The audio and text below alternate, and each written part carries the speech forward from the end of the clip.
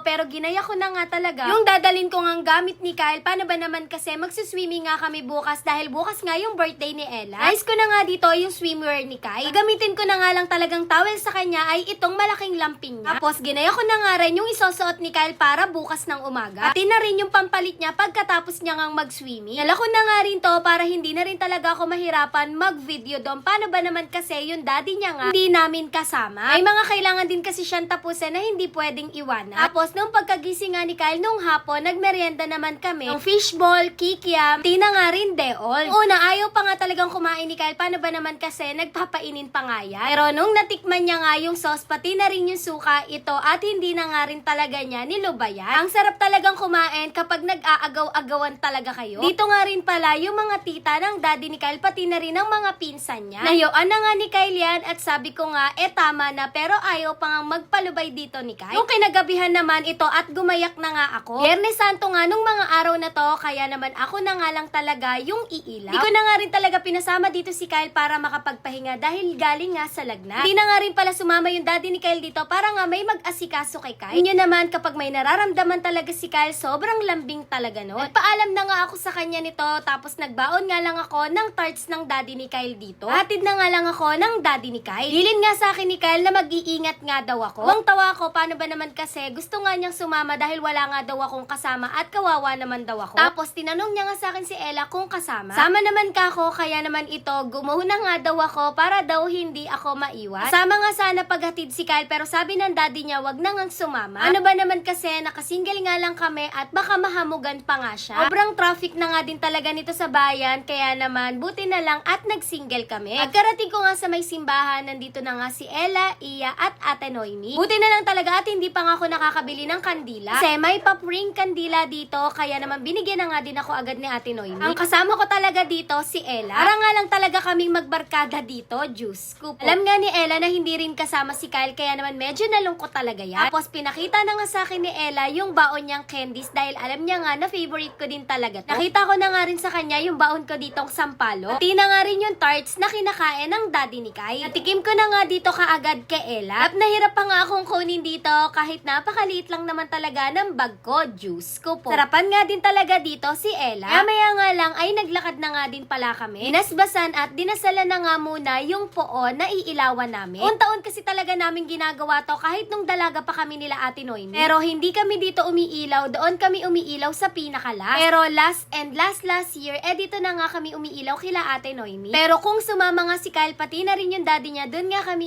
iilaw sa pinakahuli. Si Ella nga hindi talaga humihiwalay sa akin yan. Dito nga lang siya sa tabi ko, si Iya naman nandun sa daddy niya, tapos si Ate Noemi nandito rin sa gilid namin. Alam niyo ba na parang barkada ko nga lang talaga tong si Ella? Laki-laki pa talaga ng konti nito, pati na rin si Kai. Kakatuwa dahil maaabutan na nga talaga nila ako ni Kai. Ang bilis nga kasing lumaki, sabi ko nga dahan-dahan lang, wag masyadong magmadali. Dahil yung mga ganito, sobrang mamimiss ko talaga yan. Ito at nagutom na nga talaga ako, kaya naman kinain ko na nga yung tarts na binaon ko kanina. Bigyan ko na nga rin pala dito si Ate Noemi. Pag-alis din kasi talaga sa bahay, wala akong kinain, kahit uminom nga ng tubig, hindi ko na nagawa. Bilis lang naman yung ikot, tapos nandito na ulit kami sa may simbahan. Iwalay nga kami ni Ella kila Ate Noemi. Nagpasama kasi ako kay Ella sa loob ng simbahan. Pero paglabas naman namin, nakita na rin namin kaagad sila Ate Noemi. Taon-taon talaga dito umiilaw si Tata. Pero last year tapos ngayon na taon nga na naka-duty siya kaya hindi siya nakailaw. Bilin-bilinan pa naman sa akin ni Kyle dito, videohan ko daw lahat ng poon dahil gusto niya nga daw mapanood kahit wala siya dito sa prosesyon. Yun lang,